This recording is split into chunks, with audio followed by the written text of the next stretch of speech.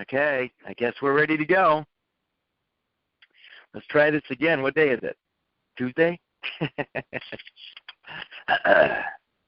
I'm fighting off a cold, so hang in there.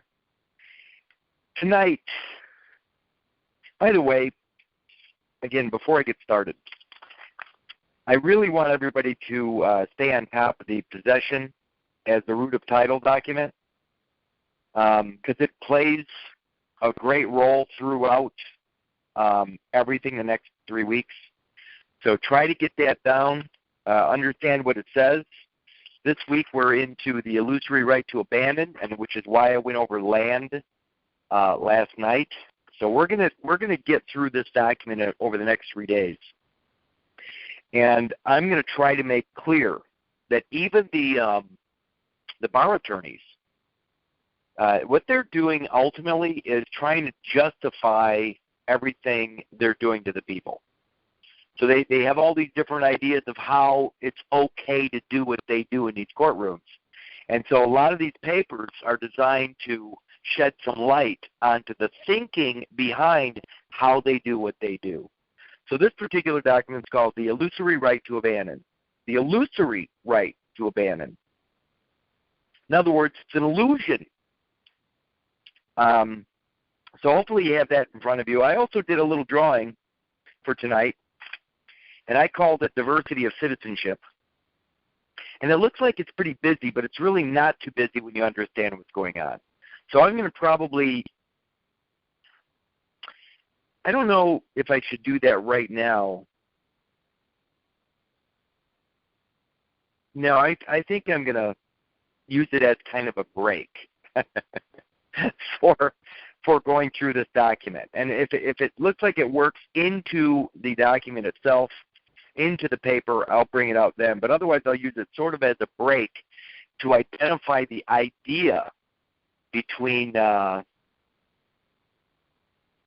what I call the United States and America. In fact, I'm going to at least identify what I believe to be 3 positions as it is.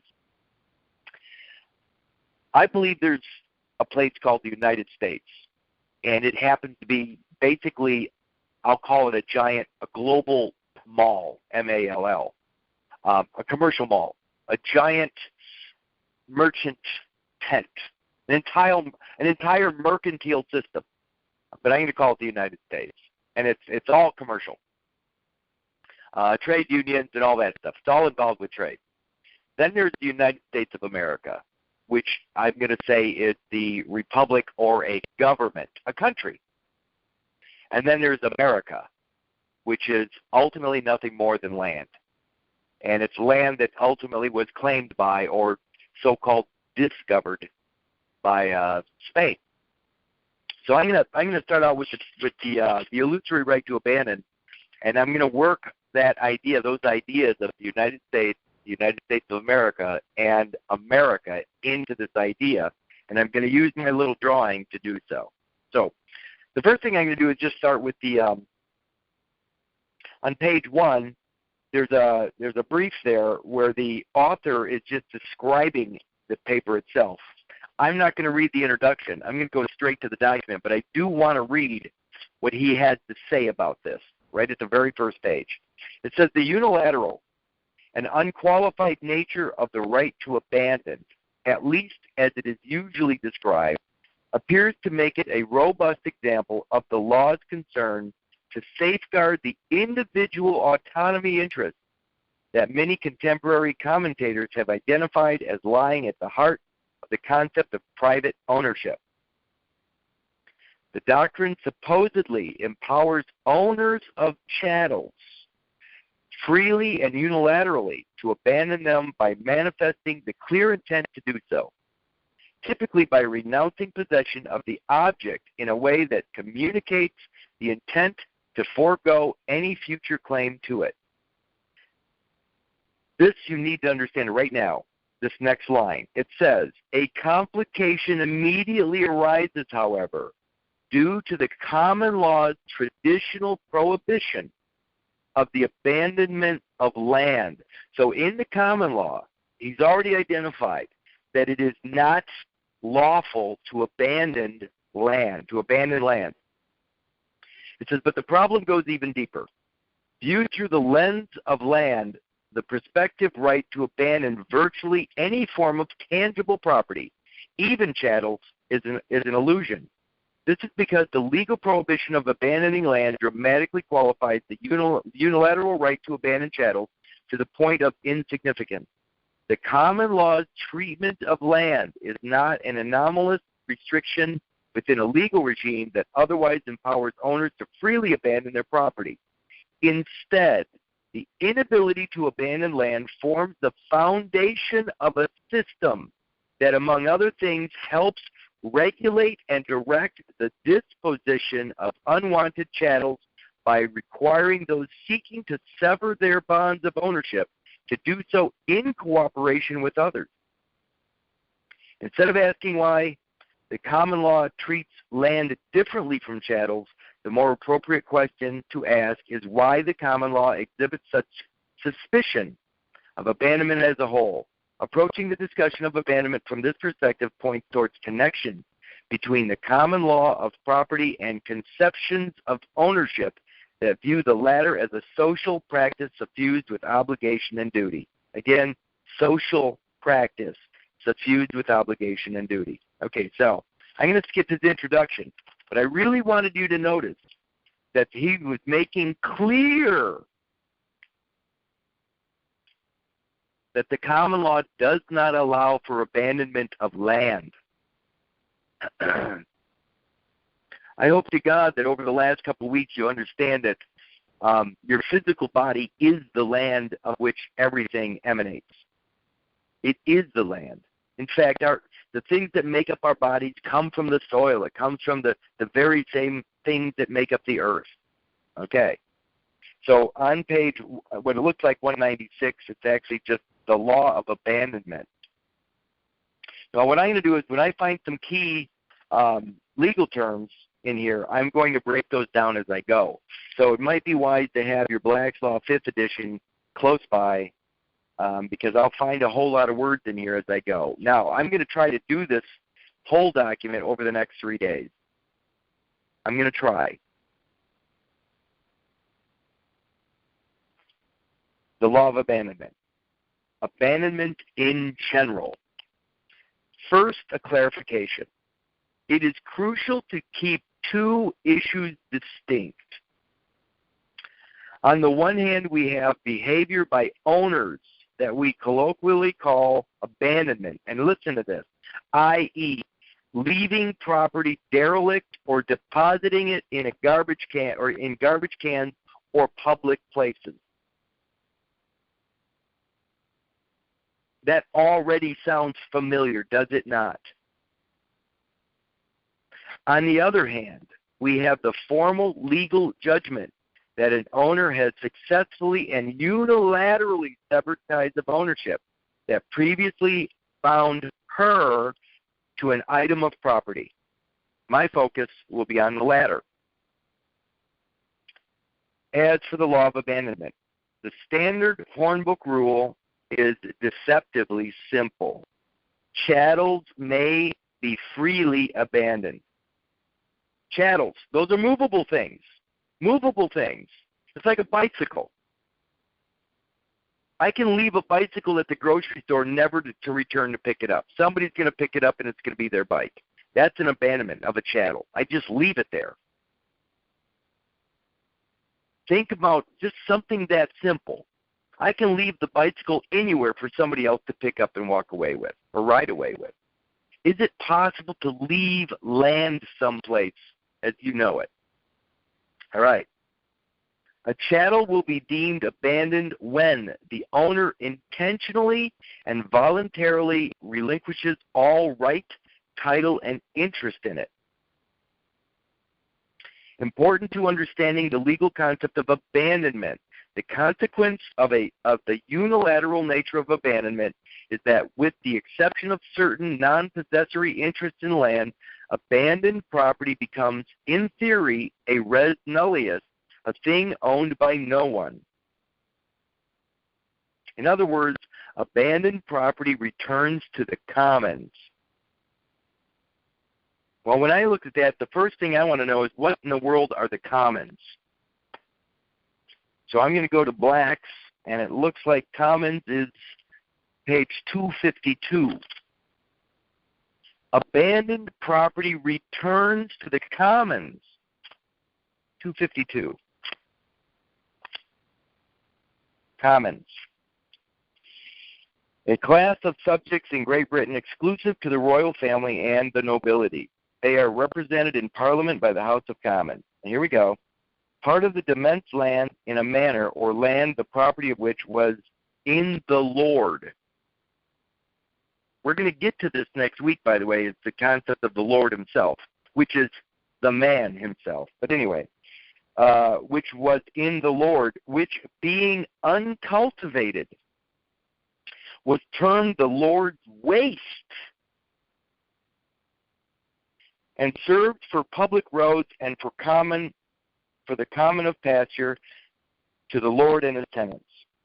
So they're calling the commons the Lord's waste land or uncultivated. Now, in the second to the last week, we're going to be talking about cultural property. Cultural property. So this is uncultivated land or the Lord's waste. So abandoned property returns to the commons. As such, the former owner is no longer responsible for it, and it becomes available for appropriation by its first new possessor. Appropriation. Real quick, let's go to appropriation. I wasn't looking at this one earlier, but I'm going to do appropriation because it comes up quite often. Appropriate. To make a thing one's own. This is on page 93 of Blacks. So again, it says, available for appropriation by its first new possessor. So the former owner is no longer responsible for it, and it becomes available for appropriation by its first new possessor. In other words, possessor, somebody that has it in their grasp, in their possession. To appropriate is to make a thing one's own, to make a thing the subject of property, to exercise dominion over an object to the extent and for the purpose of making it subserve one's own proper use or pleasure. To prescribe a particular use for particular monies, to designate or destine a fund or property for a distinct use or for the payment of a particular demand. Notice the use of particular. Also used in the sense to distribute. In this sense, it may denote the act of an executor or administrator who distributes the estate of his decedent among the legatees, heirs, or others entitled, in pursuance of his duties and according to their respective rights. Sounds like a trust. Anyway, appropriate. Appropriation by its first new possessor. And always, please, always be looking in your, imagining when mom walks away with baby in arms. She's leaving behind this property, this stuff that belongs to her ultimately.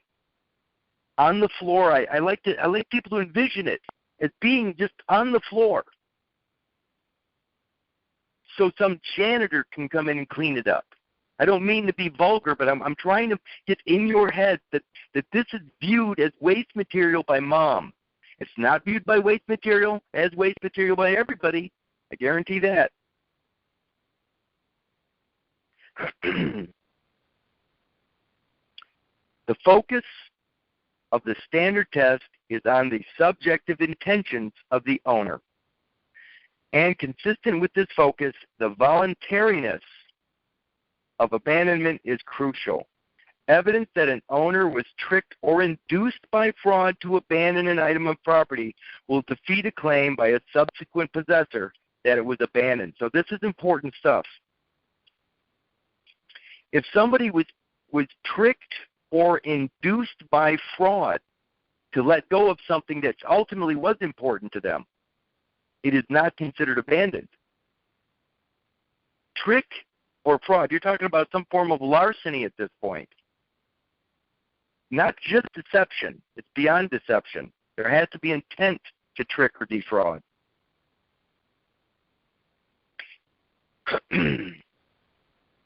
It is obviously difficult to determine with any certainty what is going on inside an owner's head.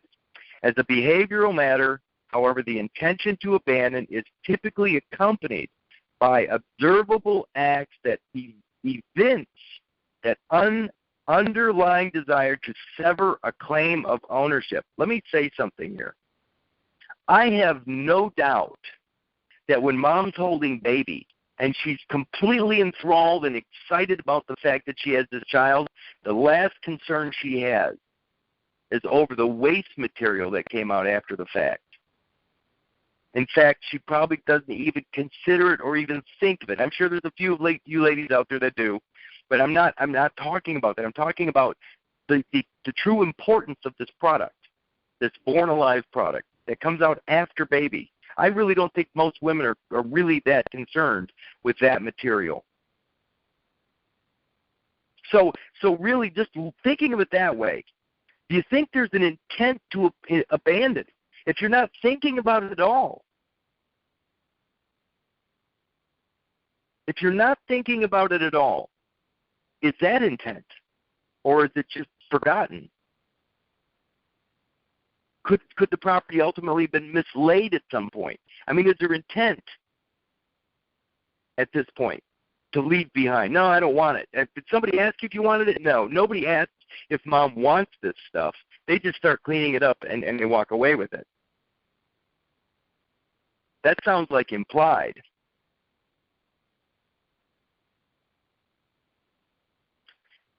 The most common of these is relinquishing possession of something. It should come to no surprise that the number of statements on the legal rule include a requirement that in order to abandon, an owner must physically separate himself from the abandoned object, usually by discarding it, and that this physical separation must coincide with the requisite intent to sever ties of ownership. Here's another question. If mom knew that a piece of baby was in that material, that down the road in the years that followed, that piece of baby would almost appear to be a form of slavery because mom did not pick it up, because mom did not claim it, do you suppose at that point mom would leave that property behind?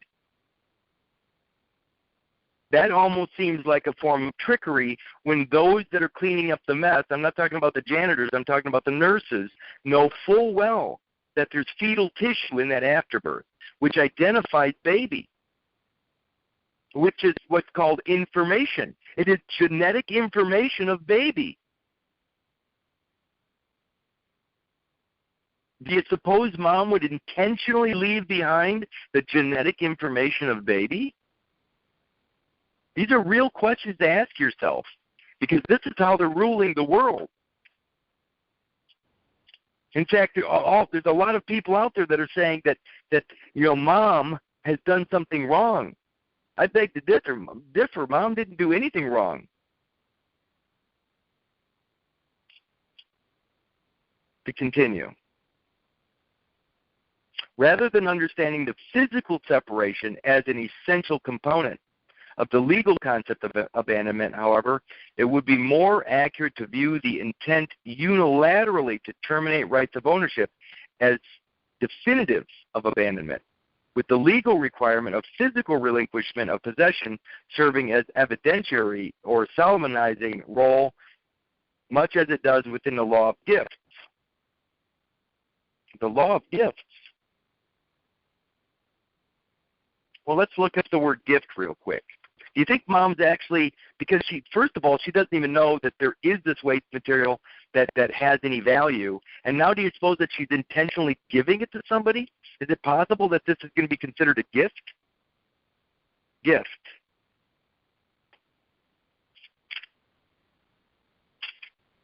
Page 619. A gift. a voluntary transfer of property to another made gratuitously and without consideration. Essentially, or essential requisites of gifts are capacity of donor, intention of donor to make gift, completed delivery to or for donee, and acceptance of gifts by donee. An absolute gift or gift inter vivos, as distinguished from a testamentary gift or one made in contemplation of death, is one by which the donee becomes, in the lifetime of the donor, the absolute owner of the thing given, whereas a donatio mortis causa leaves the whole title in the donor. It leaves the whole title in the donor unless the event occurs, the death of the donor, which is to divest him. So the whole title of the donor, it leaves the title with the donor. If mother is donating something and she becomes the donor, but yet she retains the title. Think about that.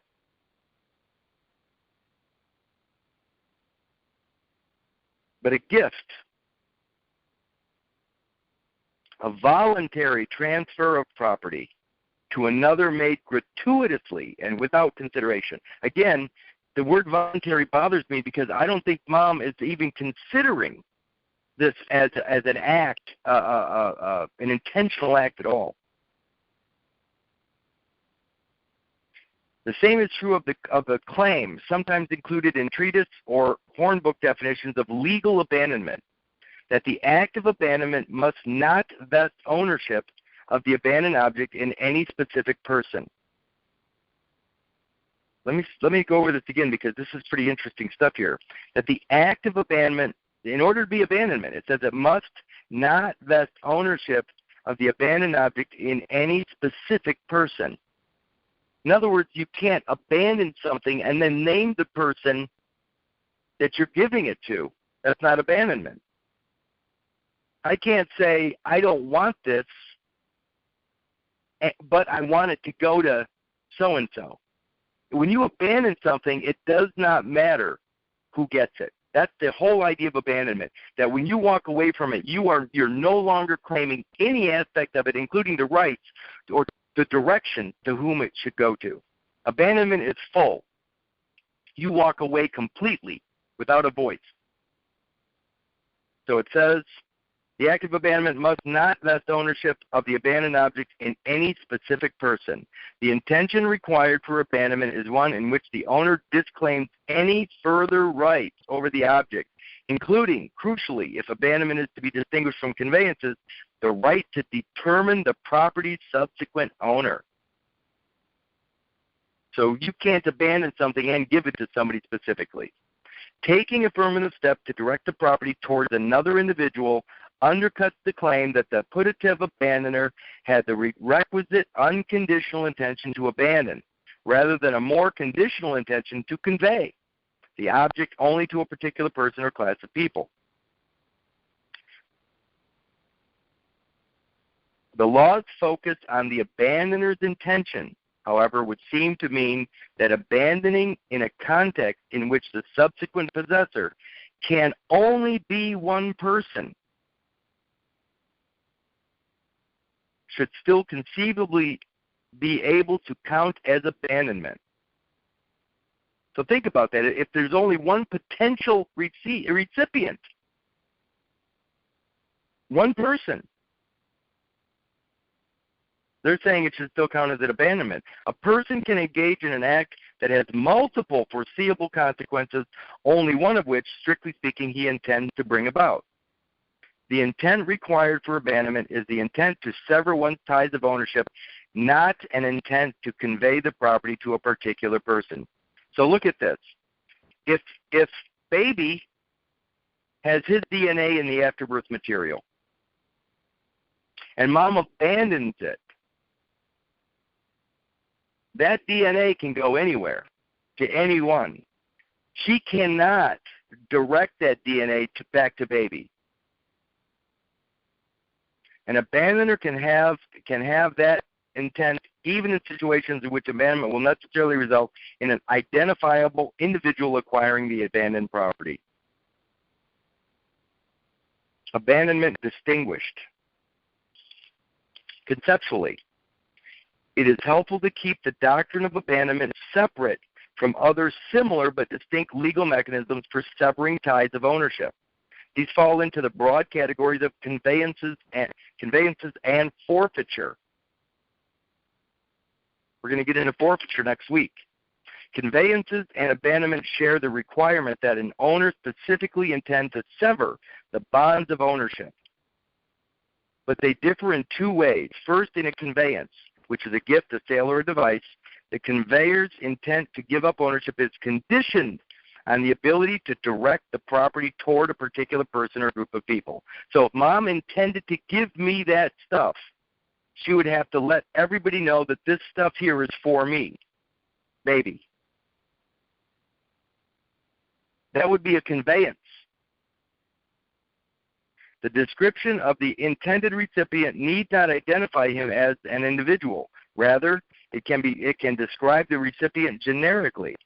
My surviving children, the highest bidder, or the first come, first served, which are interesting concepts all in and of themselves. My surviving children. Isn't that funny that they would use these examples? I mean, in the birth process, the left behind material, which is considered born alive, but of course it's born alive, but it's born in the throes of death. It is dying, so it's already considered a decedent. So the afterbirth material is already a decedent. Now, when that decedent passes on, because it's going to, it says, to my surviving children. Well, the only other one that survives is baby. So if she actually said, yeah, everything from this birth process, if any of these other children pass on, I want everything to go to the surviving child or the surviving children, which would be only one, which would be baby or firstborn. What they're doing is they're creating a possibility that the property, that all the inheritable property is going to the one that has the paper. Remember, baby goes home with no paper at all. They created a way for them to grab hold of and administrate the property.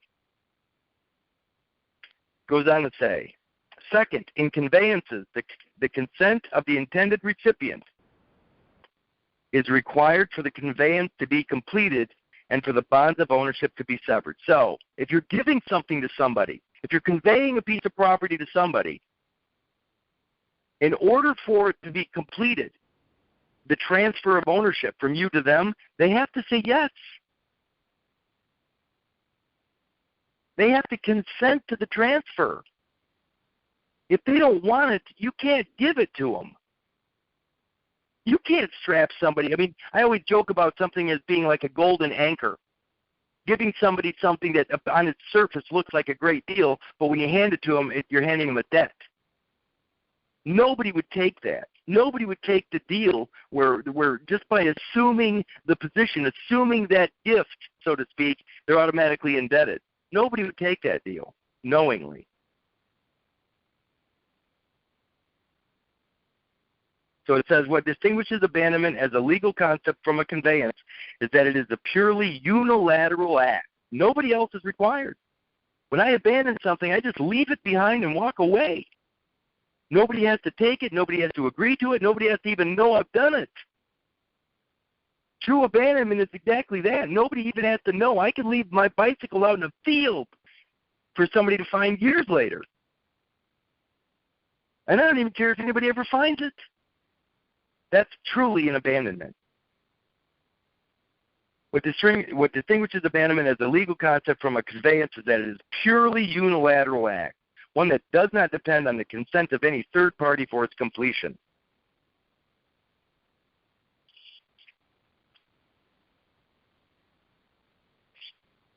Among conveyances, the doctrine whose underlying operation comes closest to abandonment is the law of gifts.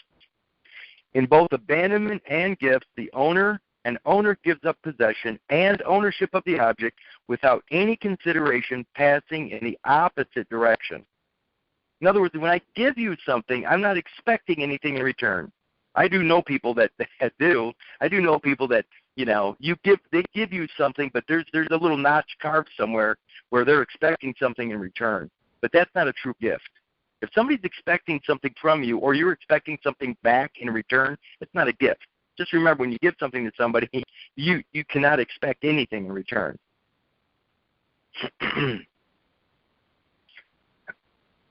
Traditionally, the law has required 3 conditions for an owner successfully to convey property to a donee by inter vivos gift. Inter vivos just means from the living to the living. Inter vivos, life to life, one living man to another living man. The owner must specifically intend immediately to convey ownership to the donee, thereby losing his own claims to the gifted property and giving rise to an ownership right in the donee. 2, the owner must deliver the property to the donee, a requirement whose nuances are the subject of countless cases at first-year property class hypothetical.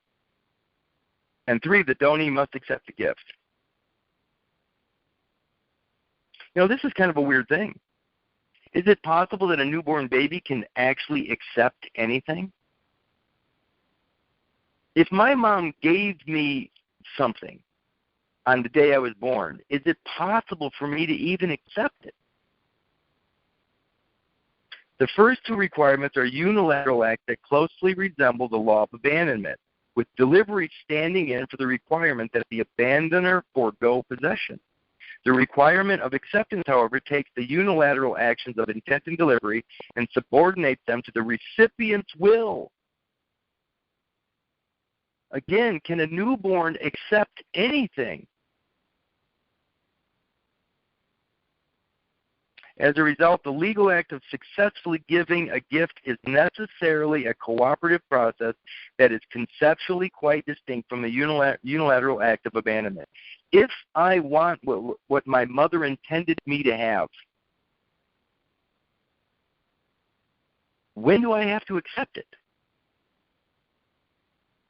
If my mother, created a title with her hand, when she put pen to paper and she created a name, a title called Curtis Richard Kallenbach, that she intended me to have, at what point do I have to accept it in order for it to be mine? I can't accept it in the first few moments, in the first few breaths of life. When do I accept Curtis Richard Kallenbach as my property? And if I don't know that I have to accept it, at what point do I abandon Curtis Richard Kallenbach, the title, the title to the story of my life? Have I abandoned that? If I haven't claimed it by a certain date, certain time? Have I abandoned my rights to Curtis Richard Kallenbach, even if my mother intended me to have it?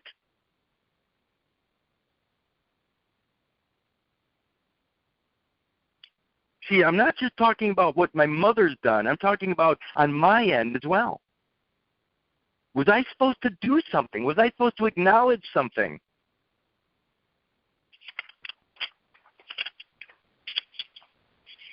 Forfeiture and abandonment resemble one another in their unilateral operation and in the absence of an intention by the owner to direct the property to a particular person. But in abandonment, unlike in forfeiture, the owner must intend specifically to sever the bonds of ownership. In forfeiture, by contrast, she merely needs to perform some other act, one consequence, and likely an unwelcome one, of which is the loss of ownership rights. Thus, in the forfeiture context, dispossession can take on an involuntary, punitive dimension that is wholly alien to abandonment. In other words, somebody else is forcing a separation at that point. How can you forfeit your property? How is it possible that mom could forfeit or a mother could forfeit something that she created? When forfeiture is accomplished by the state, It is usually the result of some wrongdoing by the owner. Let me say that again. By the way, when you see the state doing anything, you have to be thinking about the concept of eminent domain, where the state comes in and takes something. The state is taking something. I don't care what the reason, I don't care what they call it, whether they call it forfeiture or anything else. When the state is taking something, you've got to be thinking about eminent domain. When forfeiture is accomplished by the state, it is usually the result of some wrongdoing by the owner. It can come in either civil or criminal flavors, with differing standards of proof and procedural safeguards applicable to each. Forfeiture can also result when an owner triggers a limitation inherent in her title. In the context of land, for example, this might occur where the holder of the defeasible possessory interest, say in a fee simple determinable, exceeds the scope of her rights by using the land in a way that is expressly prohibited by the grant, according to which she or her predecessors took title. I'll give you an example that's a little easier than the one here in a second. If the original grant conveyed Blackacre to A, so long as used for residential purposes, but if it is ever used for non-residential purposes, then it will revert back to O. A's use of the property for non-residential purposes would have the effect of depriving A of ownership rights over Blackacre and conveying them to O or O's successors in interest. But if A's use of the property for non-residential purposes is not, strictly speaking, abandonment, A's with forfeiture to the state, the dispossession operates independently of A's intentions and often occurs against A's wishes. Okay. Regardless of what they're saying here, this is the way I see this. If somebody says you can have this property, Kurt, as long as it's used for religious purposes, you can have this property, Kurt, if it's used exclusively for religious purposes. If I use it for anything other than religious purposes, it reverts back to the giver. In other words, there's a stipulation as to how it can be used. They're saying residential. They're saying if you don't use this property, this land for residential purposes, if you're using it for anything other than residential, a place to live, it reverts back to the original owner. Here's an interesting way to look at this. Your physical body. If your physical body, I'm going to call, in fact, I use religion for a reason, because your physical body is what? It's the house of the holy. It's the Holy Land. It's used for spiritual purposes, your physical body, and the title to it, Curtis Richard Kallenbach. Let's just say that that's the title to the church, so to speak. If I use that title, Curtis Richard Kallenbach, for any other purposes other than ecclesiastical or church-based ideas, then I can lose my claim upon that name or that title, because it's stipulated that it has to be used for something specific, which may be the case, by the way, to go on. Whereas both forfeit, so I may forfeit Curtis Richard Kallenbach if I don't use it for ecclesiastical purposes. If I use it for profit, I might lose it. But I don't even know that, because I don't know any deals that were made between my mom and anybody else, the hospital and anybody else, the state and anybody else. Goes on to say, whereas both forfeiture and abandonment result in a unilateral severing of the bond between an owner and her property, in both cases as a result of owner conduct. Forfeiture is therefore often something that is resisted and resented by potentially dispossessed owners.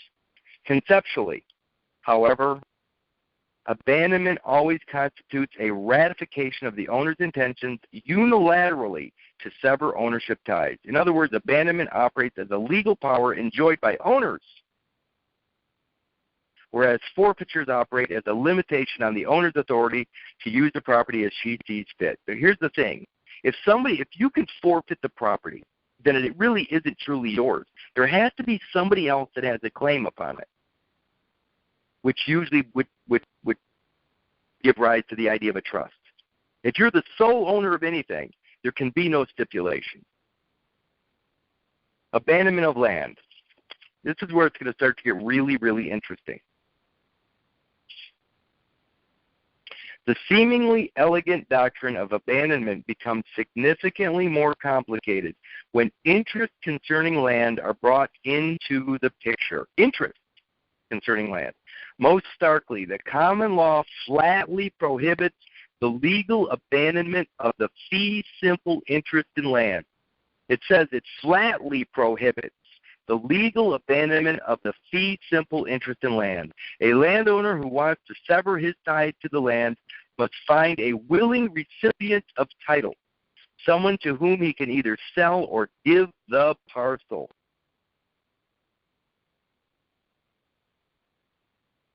But it says prohibits the legal abandonment of the fee simple interest in land. That is a really important concept. Fee simple. Well, let's go to fee simple. Page 554, I believe. Fee simple. 554. Now, this actually sounds like something that would be a really good position. Fee simple. The word, it says, the very first word says absolute.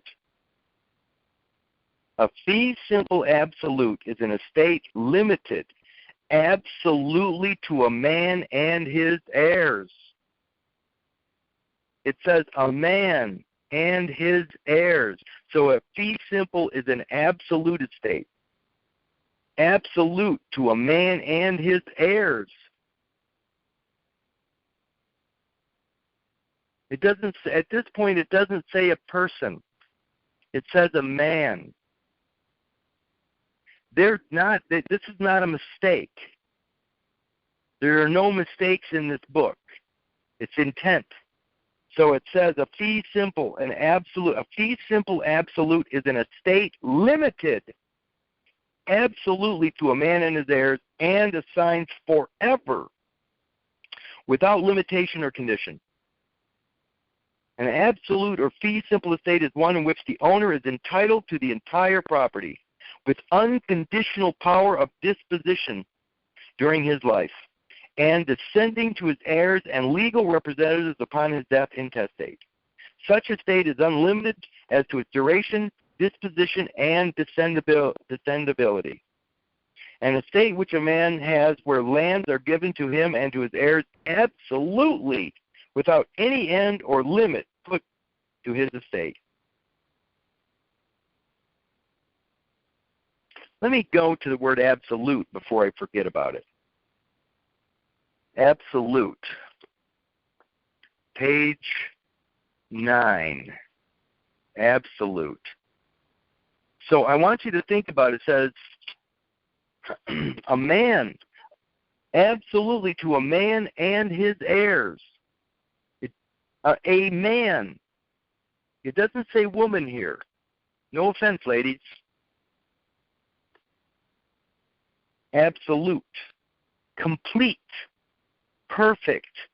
Final. Without any condition or encumbrance. As an absolute bond, in distinction from a conditional bond. Unconditional, complete and perfect in itself, without relation to or dependence on other things or persons. Go down to absolutely, completely, wholly, without qualification, without reference or relation to or dependence upon. That doesn't sound like any welfare state property to me.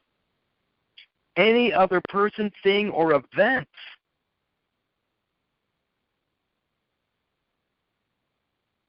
Without reference or relation to or dependence upon any other person, thing, or event.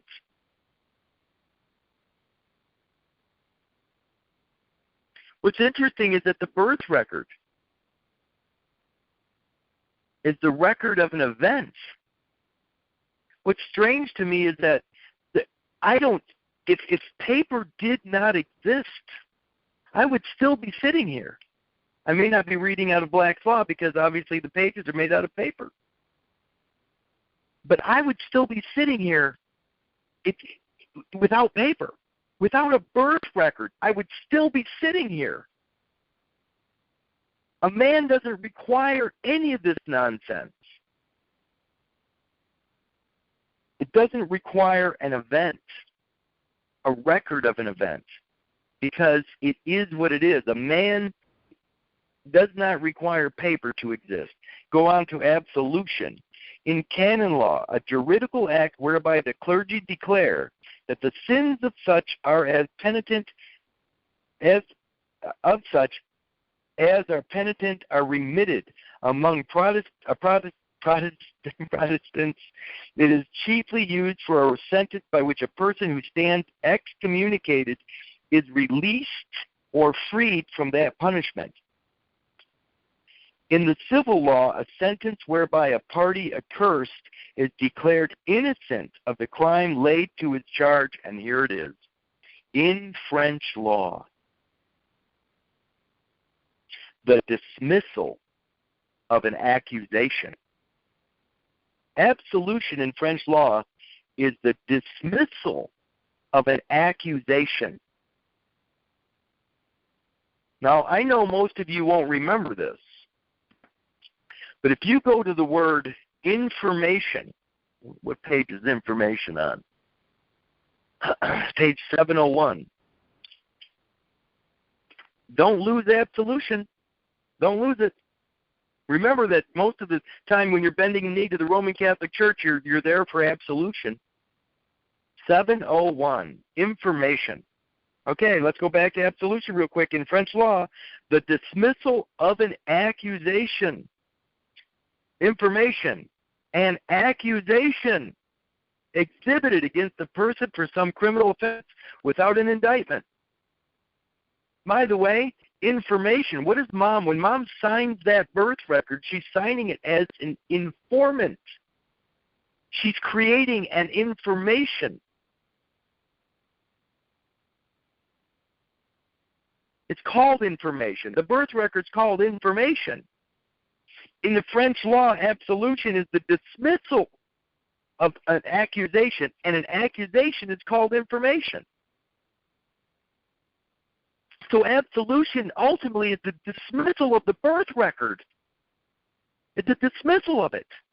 Why? Because the birth record does not identify the man's property, the man's child.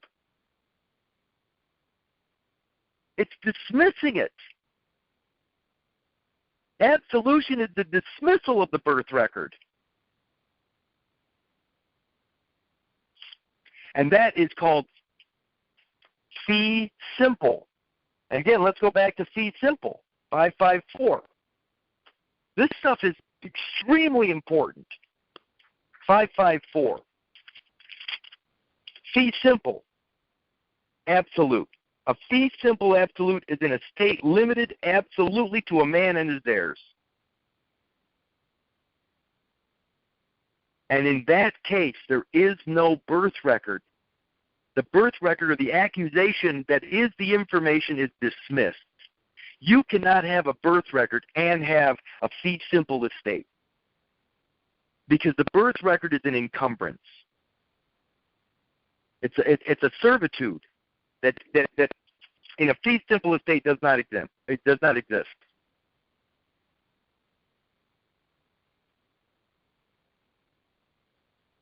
You know what? Now is a good time to bust out that little paper. Diversity of citizenship, the one that I drew, that you guys are probably looking at and going, "Oh my God, how is he going to go through this?"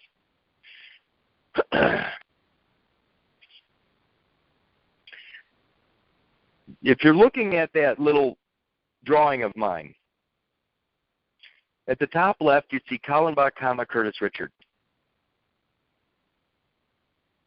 That is the fee simple estate. And right below that there's a line, it's pointing down at baby, because baby is the heir to the man. Oh, sure, he's the product of the man and his wife, but the baby is the heir to the fee simple estate. The baby is. That's the man's descendant. It's also called jus sanguinis, which is a bloodline. So Kallenbach, Curtis Richard is the fee simple heir to the man. Now, if you look at that, there's an arrow pointing to a little miniature version of baby, and that's the chorion, or the afterbirth. If you look at the square that I drew there, that is the afterbirth, and it's abandoned in the hospital. So you see the little version of the baby, which is, it looks like baby, but it's a smaller version of it. Then you see that squiggly puddle of muck next to baby. That's the maternal afterbirth. There's no shape to that. There's no form to that. It's formless. It doesn't have a father. So that formless maternal afterbirth is not part of the fee simple. Only the father's product. In other words, mom and dad create when dad's sperm fertilizes mother's ovum and creates that zygote. That is the fee simple product. Mother's maternal afterbirth is not part of the fee simple estate. It's not part of it. There's no father to that.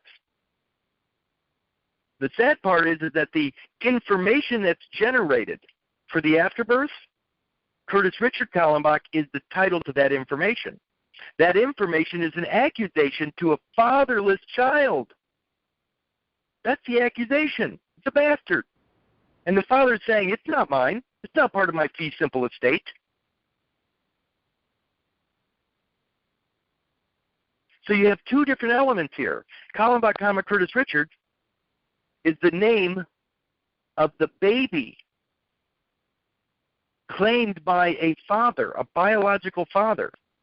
Curtis Richard Kallenbach is the title to the formless or fatherless afterbirth that is produced by mother alone. And it is not part of the fee absolute or fee simple. That's mother's property alone. And Curtis Richard Kallenbach, the title itself, is created through mother's hand as an author. So that's literary property, or the title of a story, which happens to be the story of my life.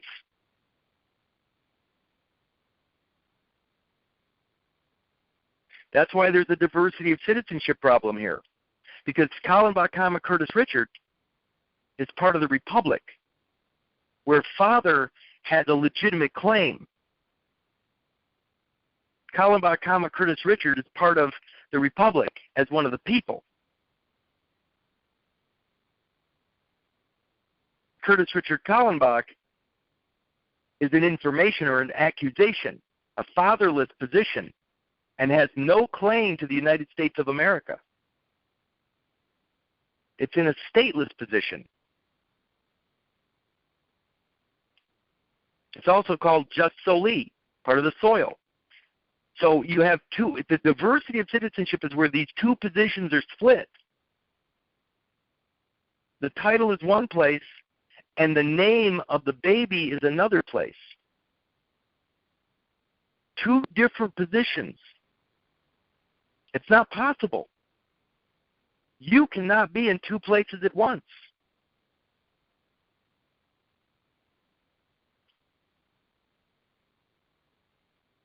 Where was I? Let's keep going on this fee simple real quick. It says fee simple. I'm on page 554 still. It says a conditional, a type of transfer, blah, blah, blah. I'm going to go down to at common law, an estate in fee simple conditional with a fee limited or restrained to some particular heirs exclusive of others. But the statute Didanis converted all such estates into estates tail. Okay, now these are all weird terms until you understand that the father, we're trying to get back to the name of the father. If you don't have access to your father's name, You have no inheritable position. You can inherit nothing. You can't even be part of the United States of America without your father's name. So, didonis. But the statute didonis converted all such estates into estates tail. What is didonis? Page 372. I want to ask you guys something. How many of you would be looking through this book, when you see the word didonis, would you go look it up yourself? 372. Didonis, concerning gifts. Or more fully, didonis conditionalibus, concerning conditional gifts. The name of a celebrated English statute passed in the 13th year of Edward, and constituting the first chapter, blah, blah, blah, virtue of which estates in fee simple conditional, formerly known as donna conditional, were converted into estates in fee tail and rendered inalienable, thereby strengthening the power of the nobles. So this didonis estate became inalienable. You can't alienate it.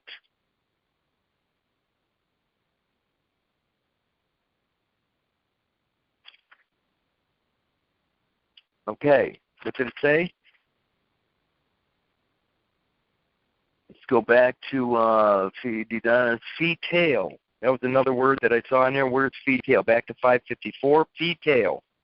A freehold estate in which there is a fixed line of inheritable succession, limited to the issue of the body of the grantee. The issue of the body of the grantee or devicee, and in which the regular and general succession of heirs at law is cut off. It's limited to the issue of the body of the grantee.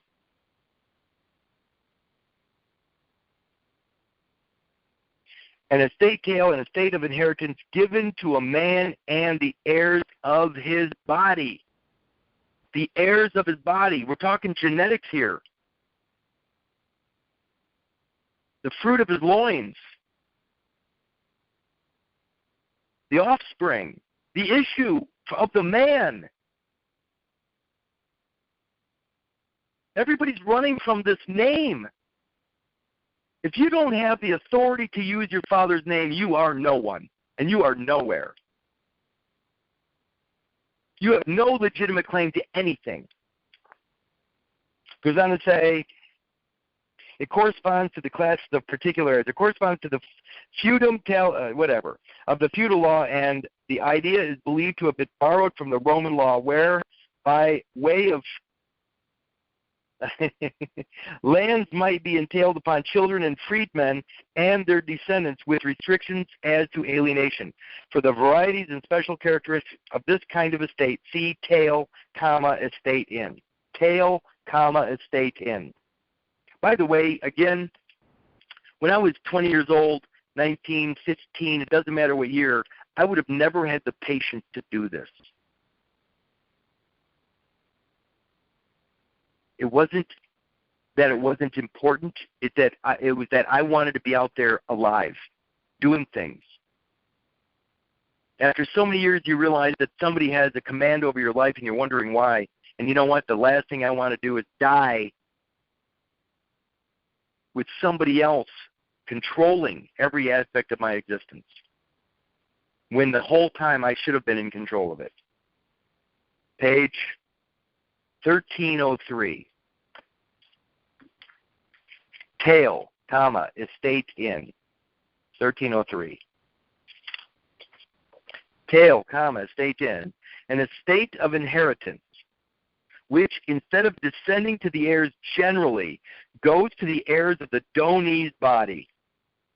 The donee's body, which means his lawful issue, his children, and through them to his grandchildren in a direct line, so long as his posterity endures in a regular order and course of descent. And upon the death of the first owner without issue, the estate determined. His posterity. Where have you ever heard the word posterity before? Maybe the Constitution?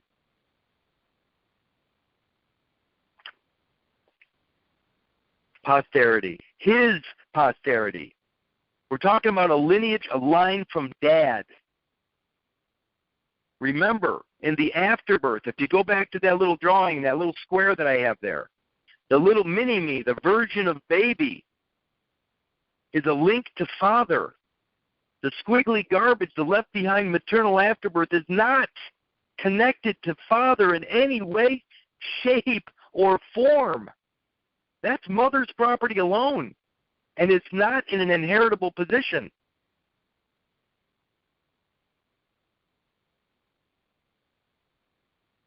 But here's the bad part. When you don't claim that chorion, when you don't claim the fetal tissue that was left behind, somebody else will. And it goes to the other side. It goes outside. Now that, Curtis Richard Kallenbach, that now is tied to that chorion, doesn't have a father. Curtis Richard Kallenbach doesn't have a father. I call it a mama's boy. And Curtis Richard Kallenbach is not in an inheritable position. Let's be clear about what is mother. And again, I never mean any offense to women, but what is mom doing? What is she, when she's impregnated, when she's carrying the child of mom and dad? She is a vessel. She's the mothership. Her DNA is the mothership. When baby comes out, she was the mothership. Baby came to this realm through the mothership. And the DNA that mother creates, the afterbirth, maternal afterbirth, is evidence of the mothership. So when that maternal afterbirth is laying on the floor, it's like a shipwreck. The mother shipwreck. It's not baby. And it's not baby's DNA. It's the mother shipwreck. And it's looked at as a shipwreck.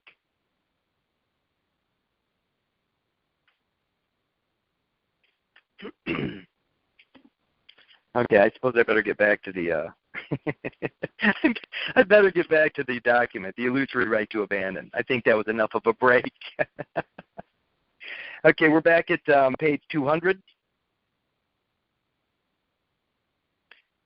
Right in the middle.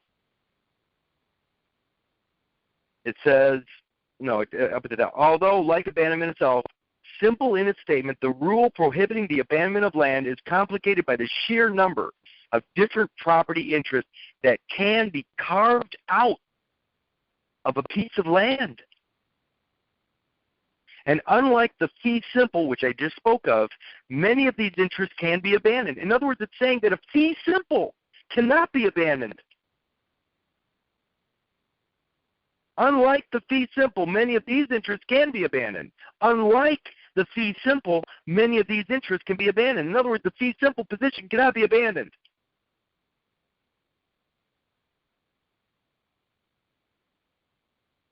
And by the way, biblically, the Ten Commandments say, honor thy father and mother.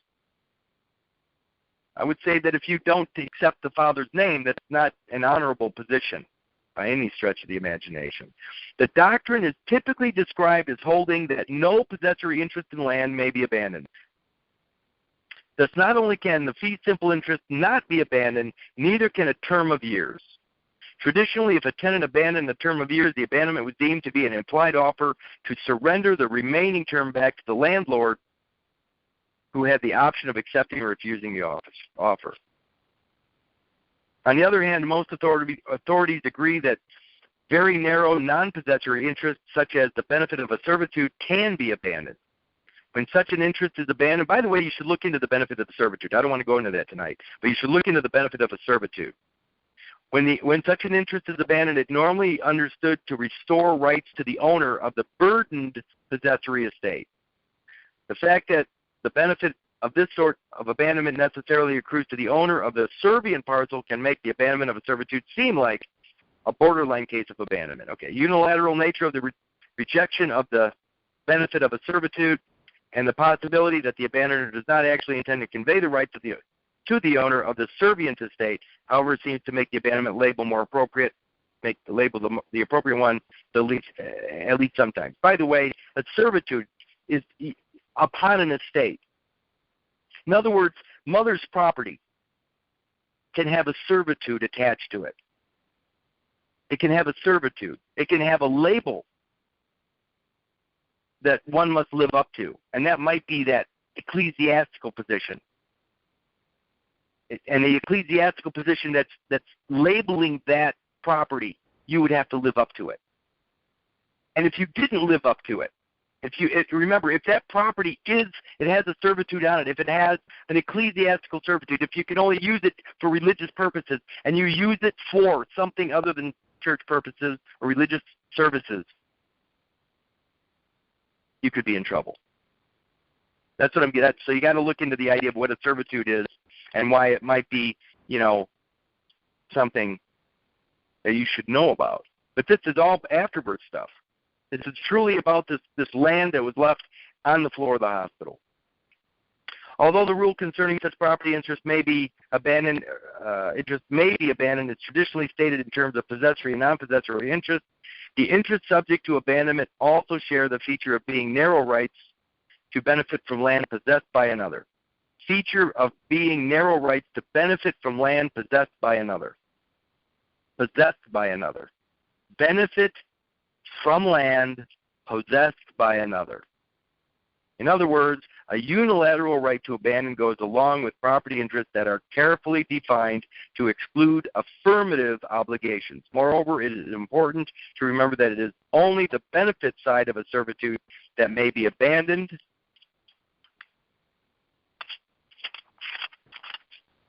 The burden side of the easement is not, properly speaking, even a property interest. The burden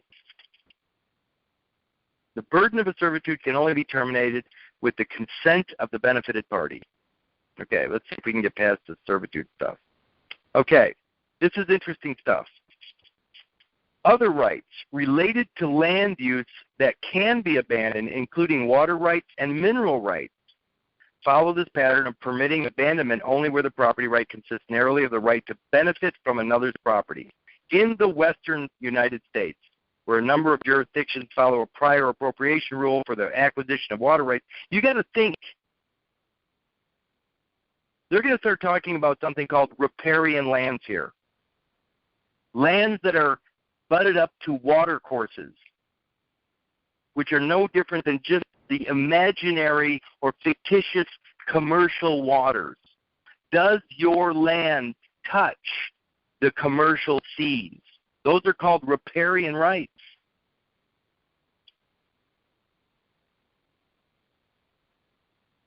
I'm going to go to the next page here. Why is land different? How different is land? Okay, here we go. The apparently divergent treatment of land and personal property within the law of abandonment has, until very recently, received little sustained attention from commentators. Blackstone discusses the abandonment of chattels, movables, but passes over the prohibition on abandoning land without comment. Why would somebody like Blackstone, one of the biggest names in law ever, why would he talk about chattels and not talk about land? There are terms in Black's law that are not in Black's law that should be in there, but they're not. Why do they not put things out there? Because they don't want to comment on it. They don't want to talk about something that actually removes what they're trying to accomplish. Blackstone doesn't talk about land because they're not dealing in land. They're dealing with chattels or movables. Remember, Dad's name is like a house, the house of Kallenbach. Kallenbach is the house. when it's not attached to the land, when it's not attached to my body through my claim. I have to claim Kallenbach in order to attach it to my body. In order for my Father's house to be on my land, in order for me to be part of my Father's house, I have to be connected to it. If I'm not connected to my Father's house or my Father's name becomes personal property or a chattel. And that chattel property is what they're dealing with. They're dealing with the chattel. And it can, once it's separated from the land, it can be dealt with in an entirely different way. But when it's tied to the land, it's called real estate. And the whole different set of laws apply. Right now, Kallenbach, Curtis Richards is in the Library of Congress. It identifies my position within the United States as an Article 4 citizen, with all the constitutional protections and the Bill of Rights on my side. If I don't connect my land, my physical body, through my claim, the proper claim, to my Father's name, I cannot make it to the United States of America. I am considered stateless, subject to the care of a charitable organization known as the Bar for the Roman Catholic Church. And I have no property, no land, and no claims to any. I am considered a pauper. I am considered a pauper. And again, to reiterate, let me go over to a document that I've now at least spoken of twice in the last 2 weeks, a treatise on the practice of the High Court of Chancery. Paupers. It has been said that church wardens may join in a suit with a poor person who is chargeable to the parish. This must be upon the principle that the person receives his support from the parish. The parish in return have a right to benefit by whatever property the pauper may acquire during the time he is dependent upon them, to reimburse them for the outlay.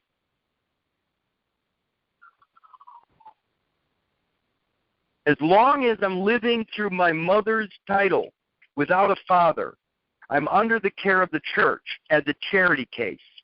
Everything that I produce through Curtis Richard Kallenbach belongs to the Roman Catholic Church until I get out from underneath that position. I'm an orphan, a bastard, homeless. Curtis Richard Kallenbach has no land, has no father, is a mama's boy. Every birth certificated person, that is an information. And information is an accusation. And a fee simple absolute gets rid of that position. Let's just look up charity for a second, because that's what Curtis Richard Kallenbach is. He's a charity case. Let's just see what a charity is. Charity. Page. Looks like 212. Charity. It's back. It says a gift for an institution engaged in public benevolent purposes. A gift for benefit of indefinite number of persons under influence of religion or education. Relief from disease, assisting people to establish themselves in life, or erecting or maintaining public works. This is charity. Keep going here. A charity, in absence of legislative definition, is attempt in good faith, spiritually, physically, intellectually, socially, and economically to advance and benefit mankind in particular, or in mankind in general, or those in need of advancement and benefit in particular. Okay. If you can't see this, let me say it again. A charity, in absence of legislative definition, is attempt in good faith, spiritually, physically, intellectually, socially, and economically to advance and benefit mankind in general, or those in need of advancement and benefit in particular. Particular is the left behind material. Those in particular. The parts, the parcels, the left behind material.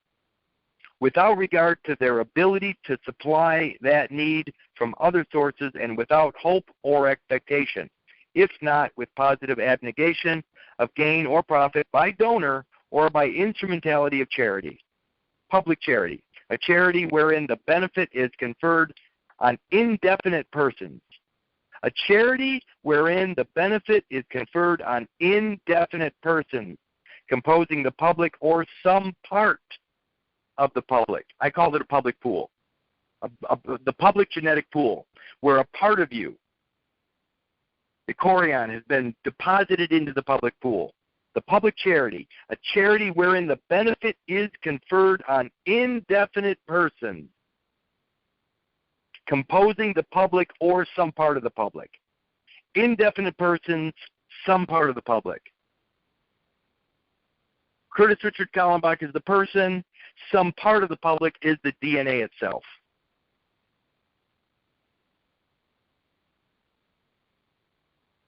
Charity. Let's see what else is charity here.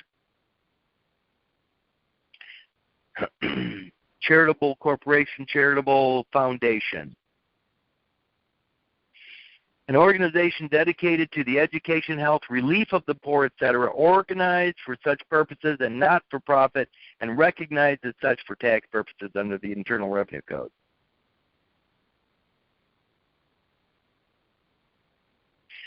Charitable immunity. This sounds like the bar, by the way.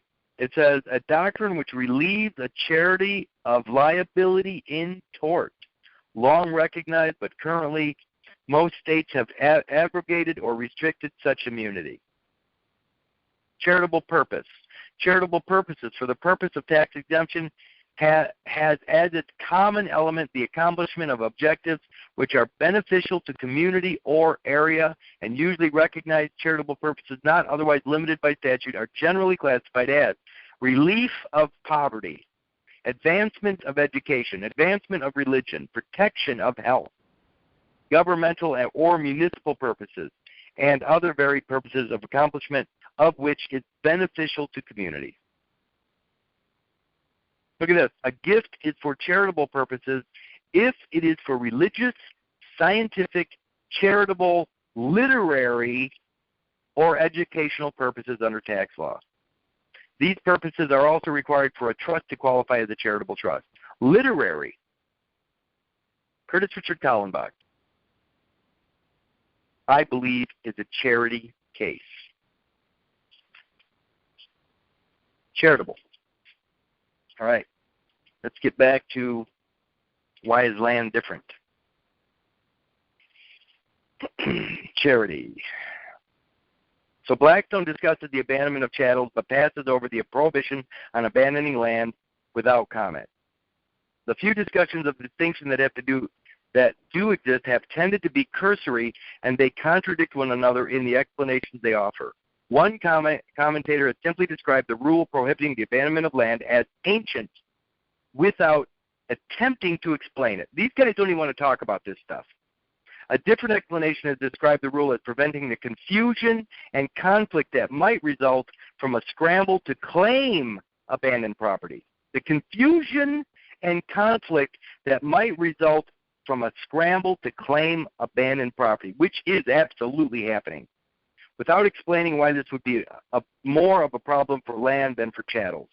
A third has discussed the need to avoid gaps in title without discussing what harm would result from such gaps. Another has condemned the rule as a relic, rooted in outdated concerns with the performance of feudal obligations by tenants. Finally, in a recent and insightful discussion on the issue, let's listen to this guy's name, Lior Strailovitz. Lior, L-I-O-R. Maybe it's Lior. Strailovitz has argued that the rule keeps owners from doing what they want with their unwanted land without appearing to offer any offsetting benefits and should therefore be discarded, at least as to property that has positive market value. Positive market value. He's talking about discarded land, discarded property, discarded land that has a positive market value. One man's trash is a positive market value to another.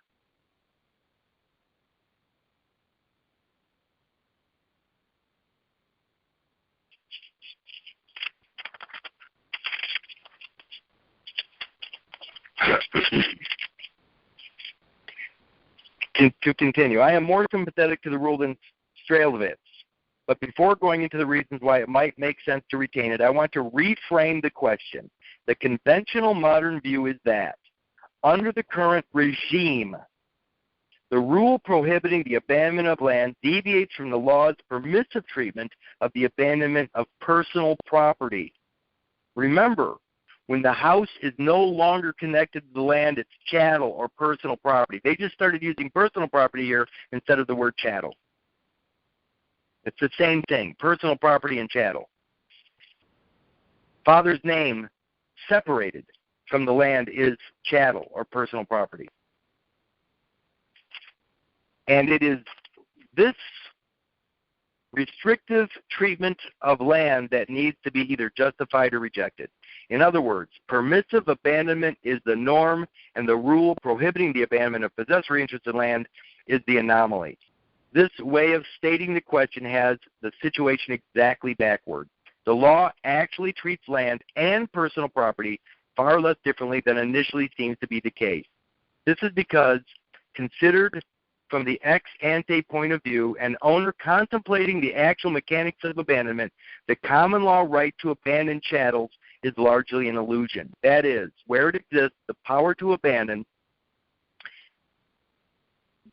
that is the anomaly requiring explanation.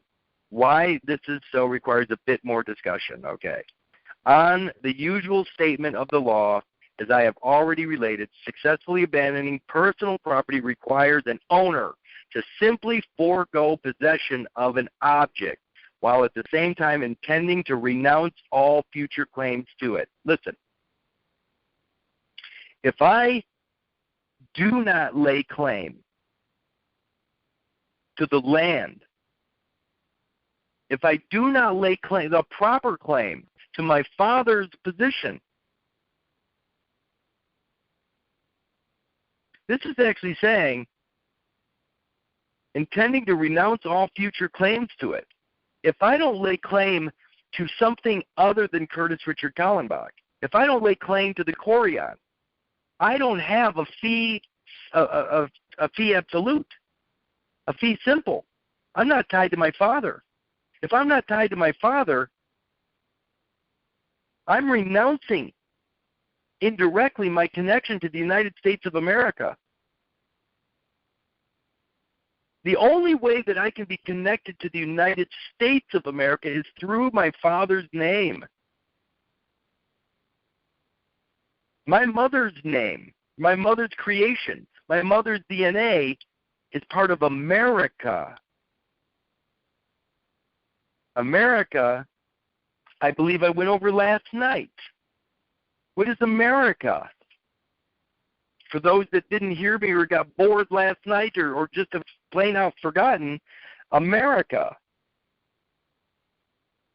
The Americas, plural, also collectively called America, encompass the totality of the continents of North America and South America.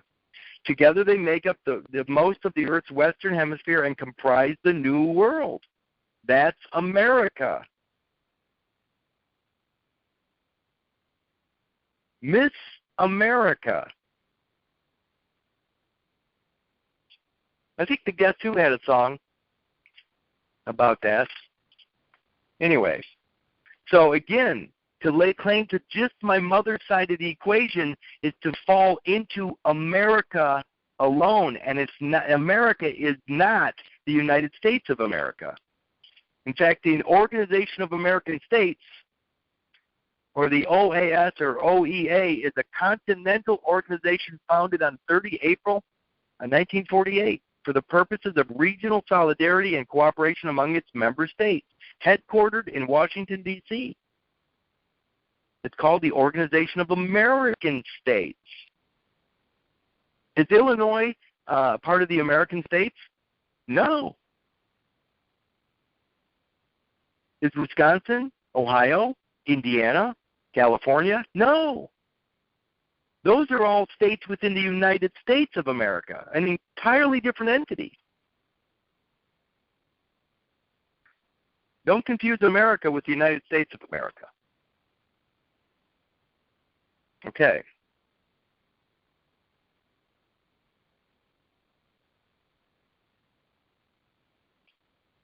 Let's see. This is okay, here we go. Back to page 203. Listen to this. It says, because of the rule against abandoning possessory interest in land, all land, at least in the United States, must be at least formally owned by someone, either a private party or the state. Let's say that it says, as a practical matter, this means depositing the item of personal property somewhere while possessing the requisite intent. But because of the rule against abandoning possessory interest in land, all land, at least in the United States, must be at least formally owned by someone, either a private party or the state. It's saying that abandoned land, if you're going to give up some land, if you're going to give up land, it's either going to be given up to a private party or the state. By the way, state is lowercase s. So the land is either going to be given up to a private party or the state. It's interesting that when I was down at the county, and they were talking about the birth record itself as being property of the state, which is absolutely true, because at that moment in time, I had yet to make a proper claim. So that abandoned, that position that I was in at that moment, the event that marked my arrival was property of the state. It says that abandoned land in the United States must be at least formally owned. Formally. Remember, the form concept is by the Father. The word form means Father. Whenever you see form, just think of Father. Substance is mother, form is father. So it says must be at least formally owned by someone, either a private party, that I'll be damned if that's not Father, or the state. The state is the Father on the other end.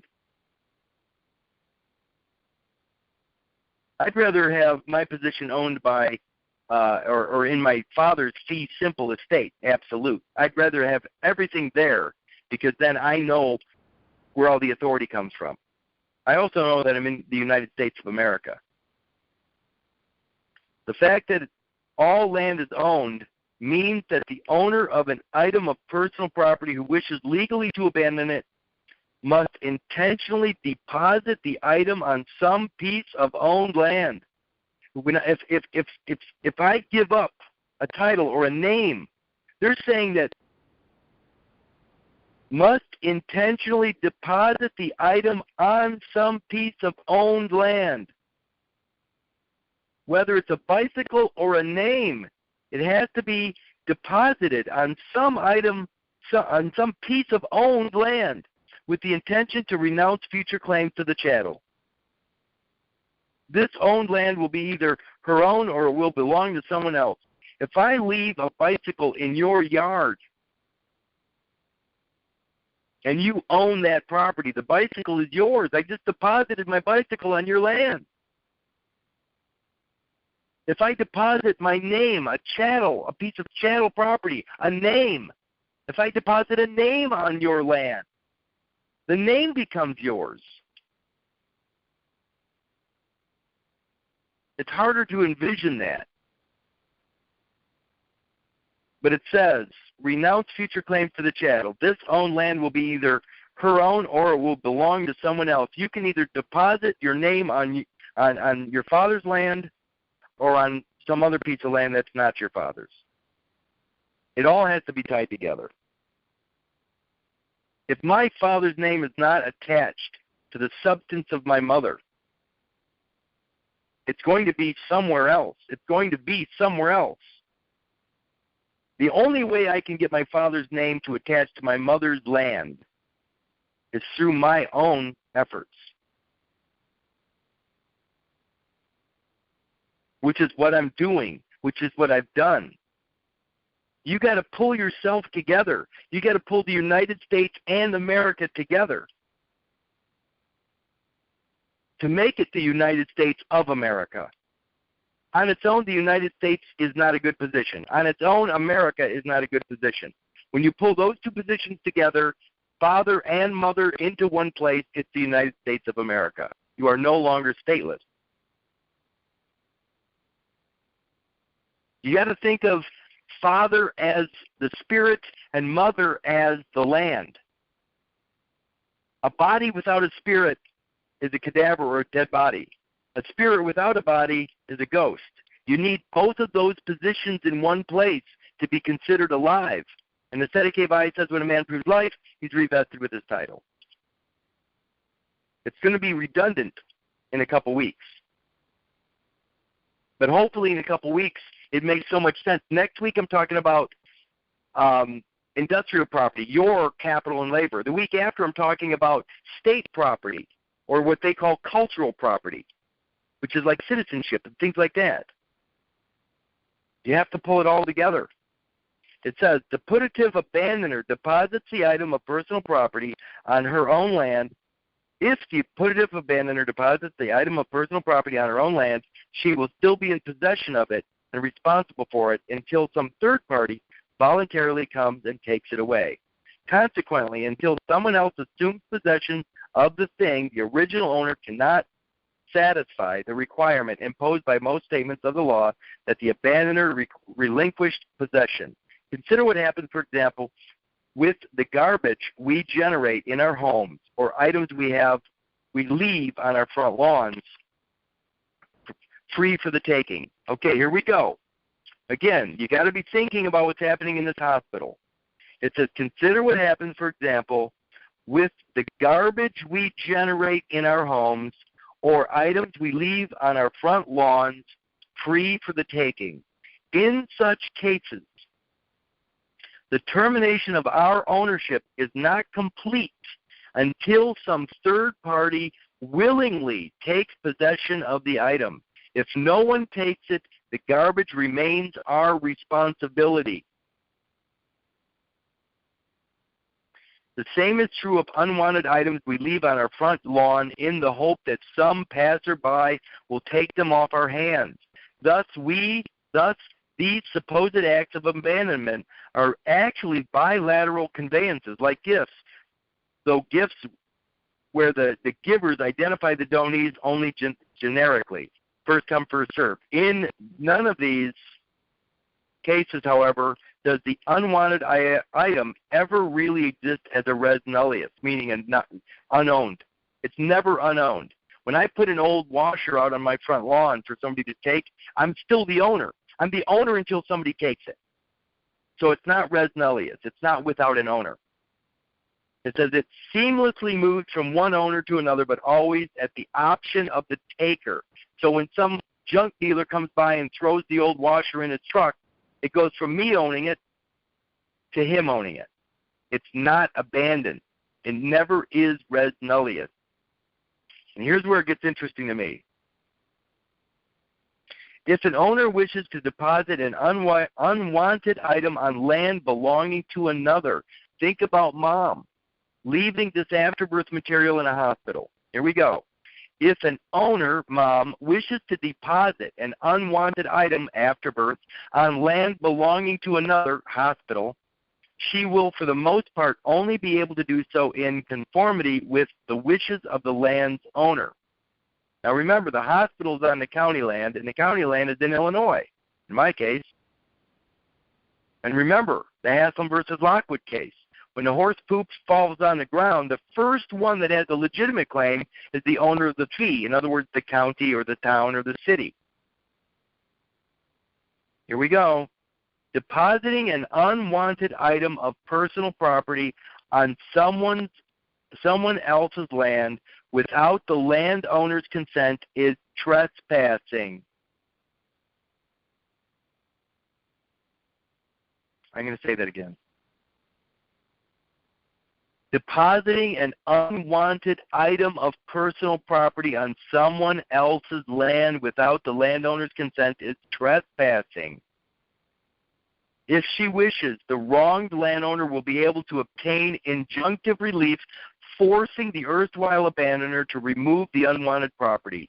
Similarly, depositing an unwanted item on public property in a way that is not invited or tolerated by the state is typically prohibited by law as littering or unlawful dumping.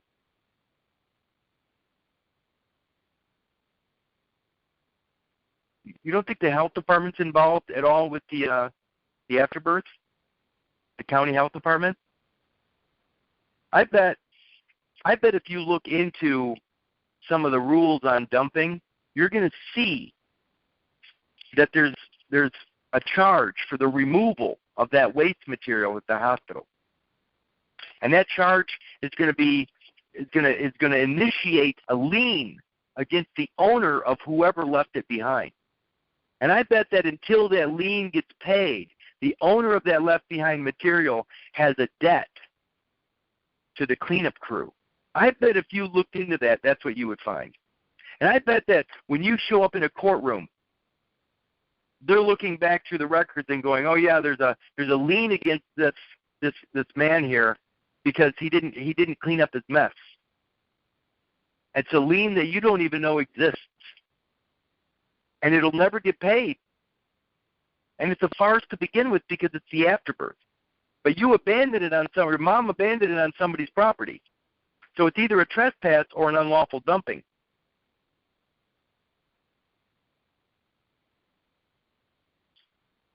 While many jurisdictions have made the pragmatic calculation, at least for small items, that the difficulty of tracking down unauthorized dumpers, litterers, makes it cost-effective to provide waste disposal services in the form of trash containers on city corners and the like. This is not universally the case. It is not uncommon, for example, for state parks to impose a carry-in, carry-out policy regarding garbage.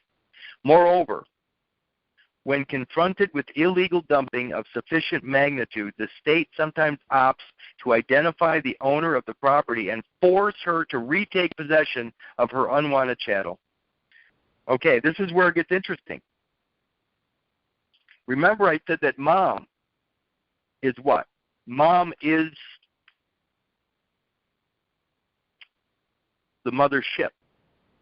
And the mothership is what you arrived in. We all arrived in the mothership. And the left behind maternal afterbirth is evidence of the mothership. It has mom's DNA exactly, and it's left behind on the floor too. It's like a shipwreck. It's an abandoned vessel. It's an abandoned ship. Here we go. This is what has occurred, for example, in a number of cases involving derelict boats. I know that we've forgotten what derelict was. I don't have a whole lot of time left, but I want to go back to derelict real quick. Derelict boats. Remember, mom's DNA is no different than a shipwreck. So we need to know what derelict means again. Don't get, distracted about this stuff. Because when you learn, when you see this stuff so clearly, that it becomes old hat, when it becomes so obvious to you that something has to be done, that you have to either claim something or disclaim it or pull it into you so nobody else can make a claim on it. When that occurs, when that light bulb goes on, it changes everything. If you're thinking of a way to not lose your house through a mortgage problem or whatever, and you're listening to me, you're probably listening to the wrong guy. Because I know what a mortgage is attached to, and you don't. You think the mortgage is attached to a house, a brick and mortar, that's sitting on the ground on some county land or some city land. It's not. It's about the title. And the title in my case is Curtis Richard Kallenbach. It is not the title to the house. It's the title to your life. Derelict. Forsaken, abandoned, deserted. cast away. Personal property abandoned or thrown away by the owner in such a manner as to indicate that he intends to make no further claim thereto. Dereliction or renunciation of property at sea as well as on land requires both the intention to abandon and external action. A boat or vessel found entirely deserted or abandoned on the sea without hope or intention of recovery or return by the master or crew, whether resulting from wreck, accident, necessity, or voluntary abandonment. That is mother's property. Mother's property is a shipwreck. And now they're going to go into a little bit of that. It says in Florida, a hotspot for unwanted vessels. They always make it look like it's something other than it is. They're talking about a vessel, any vessel at all. In Florida, a hotspot for unwanted vessels, the state's Fish and Wildlife Conservation Commission is empowered to identify the owners of derelict vessels.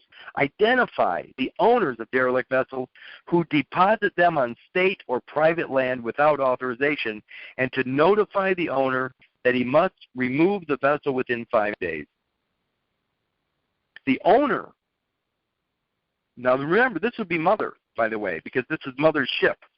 The owner of the owner cannot disclaim responsibility by saying she has abandoned the boat and that it is, as a result, no longer her concern. A landowner who accepts unwanted personal property may agree to do so on a temporary basis, pending the property's acquisition by a third party. Okay, so you dump your stuff on my yard, but I know that somebody else is coming to clean it up. Pending the property's acquisition by a third party. But under those circumstances, the personal property continues to belong to its original owner. That owner will have to retrieve it should the landowner change her mind if the property goes unclaimed for too long. A landowner willing to permanently accept abandoned personal property is likely to fall into one of two categories. Someone interested in becoming the owner of the abandoned thing herself, or someone in the business of accepting unwanted property for resale or disposal. All right, let's look at this for a second. I think this might be one of the last things we do. It says fall into two categories. Someone interested in becoming the owner of the abandoned thing itself.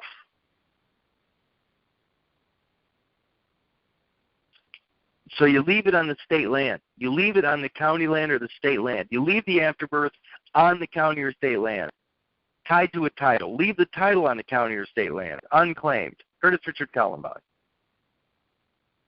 It says someone interested in becoming the owner of the abandoned thing itself. Can you imagine that if the state becomes the owner of the title, Curtis Richard Kallenbach, what effect that would have on me? By the way, if I recall, every time I've ever been brought into the courtroom, it says the state of Illinois versus. Is not the state actually making such a claim already? Are they actually laying claim to some property that was abandoned until somebody actually comes forward and lays claim to it? Are they acting in a fiduciary capacity or a trust capacity, or are they acting as the owner?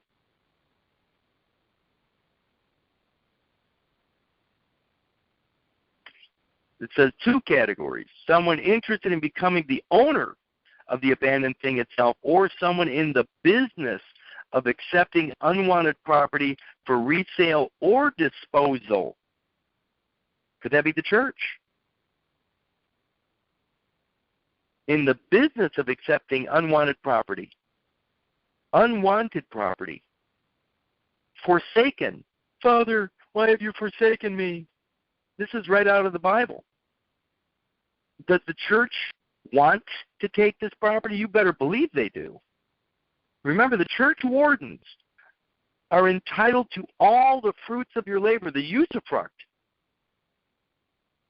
As long as you're under the care of the church, they're entitled to everything you ever earned.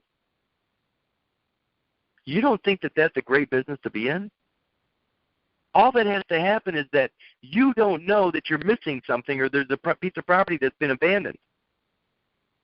that you need to figure out a way to claim it properly.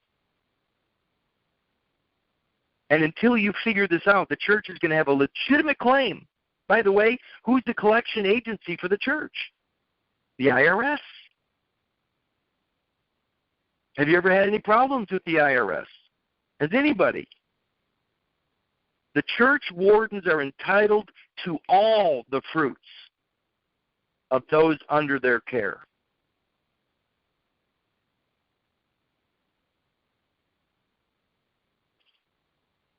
It says, we can categorize such businesses along a continuum based on how selective they are about the sort of unwanted property they will accept. At the more selective end will be those solely interested in reselling others' unwanted property. That sounds like a salvage operation to me, such as thrift or second-hand stores. These usually provide donors with extensive guidelines concerning the kinds of chattels they will accept and the condition in which they will accept them. Typical in this regard is the Ann Arbor PTO Thrift. Its donation policy clearly states that donations are to be left during the store hours only, and that the store reserves the right to refuse any donation that it believes will not be sellable. It asks for items falling within 10 product categories and provides an extensive list of items that it will not accept, including, for example, anything torn, stained, or dirty. Torn, stained, or dirty. An intermediate level of discrimination will be businesses like junkyards, which both resell unwanted property and agree to store or dispose of property for which there is not likely to be a resale market. Does that not sound like the prison system? It says resell unwanted property and agree to store or dispose of property for which there is not likely to be a resale market. Does that not sound like the prison system?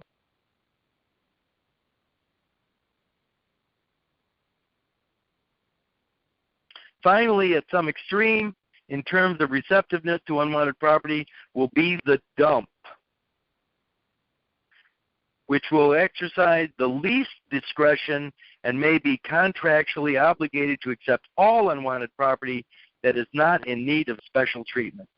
Even the dump, however, can set limits on what it will receive and may require dumpers to pay some fee before it will accept their unwanted property. I'm going to stop there for the night. Do you see that when you're looking at the way these attorneys write things, it's all hidden in there, but it is always there?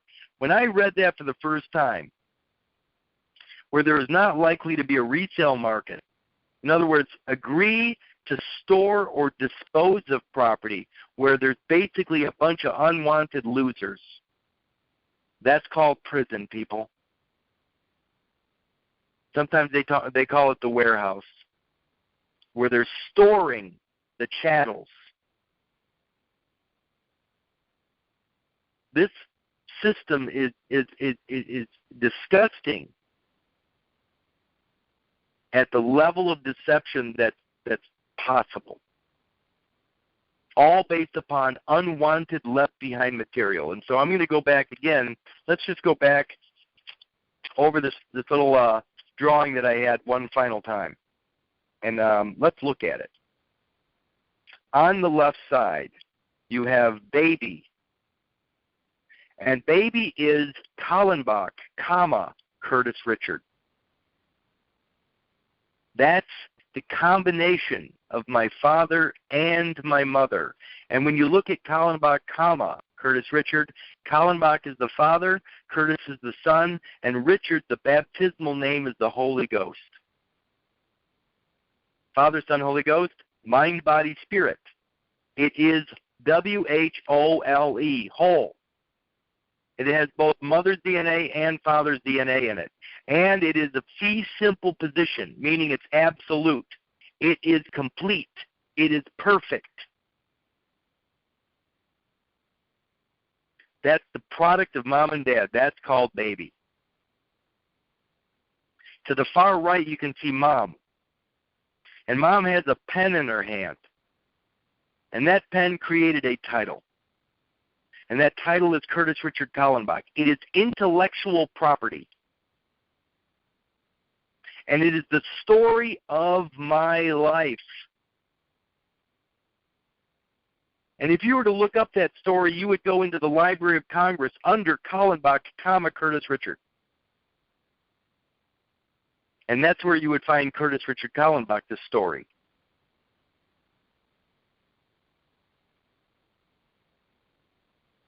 Because the Father has all the authority over that should you reconnect this stuff.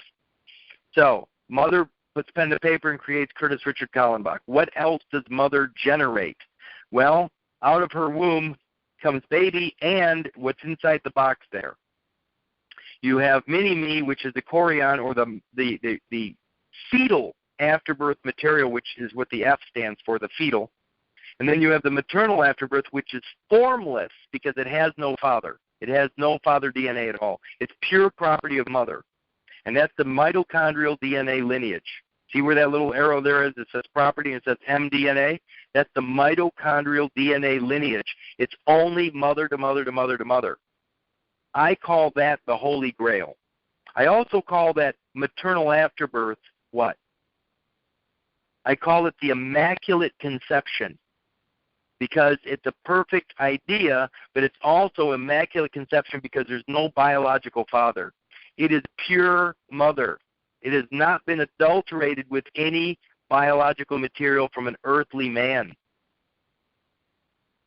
Pure as the driven snow. That product, that female-only product, is the product of a virgin birth. Because no man was required to create that maternal afterbirth. No man was required. That's a virginal birth. Does it sound like a story you've read somewhere or somebody told you about?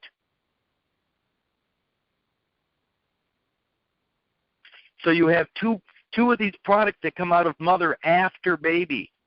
The maternal afterbirth, which has no father, and the fetal afterbirth, which is called the chorion. What's funny about that is they're connected.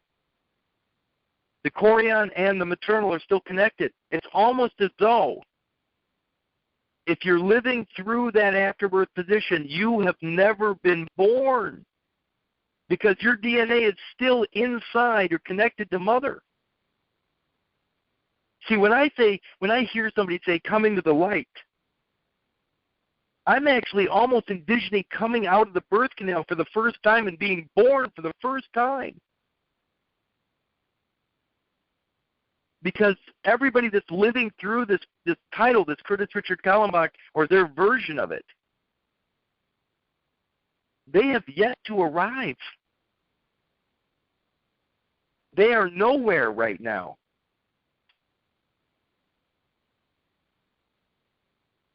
They're institutionalized because they're stuck somewhere in a hospital. And until somebody goes back there like you to claim it properly, you don't have to physically go back to the hospital. You just have to do what's necessary to make the claim upon this property, because when you do that, you're revested with the title, because now you're alive for the first time, and the Tzedekah Vayit says when a man proves life, he's revested with his title. And my title, the story of my life, the intellectual property that Mother created with her when she put pen to paper in that hospital, is Curtis Richard Kallenbach. And by the way, one last thing about that maternal afterbirth vessel, the one that's called Curtis Richard Kallenbach, that's the vessel that's used in commerce on the commercial seas. It is a vessel. And all ships are female. I need that ship of state. I said it a couple days ago, that the Sea of Commerce is the Great Flood. And I need my own boat to stay above the water. And they created a boat for me, and it's called Curtis Richard Kallenbach. That is my salvage or salvation. But it needs to be under my control. So when I lay claim properly to the material left behind, I get the boat too.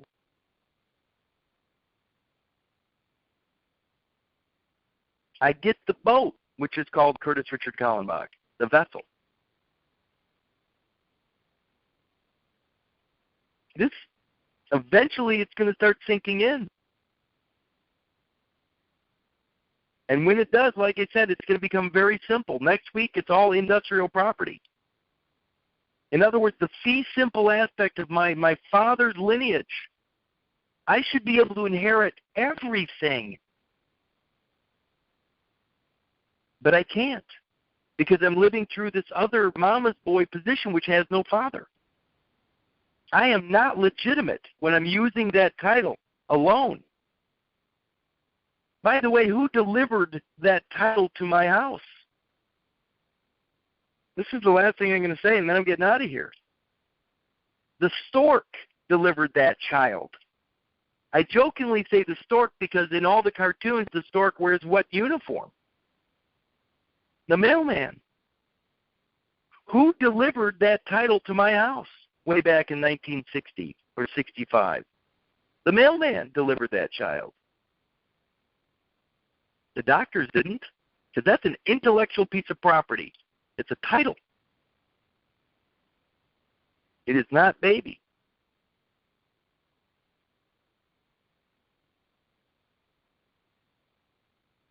So anyway, we're going to pick up on this tomorrow. I'm going to have a bunch of other things that I'm going to go over in the meantime. So be back here tomorrow at 8, and I'll continue on this, and we'll get through this thing one way or another. Thanks, everybody. Thanks, Brittany. Talk to you. Good night, Curtis. Good night.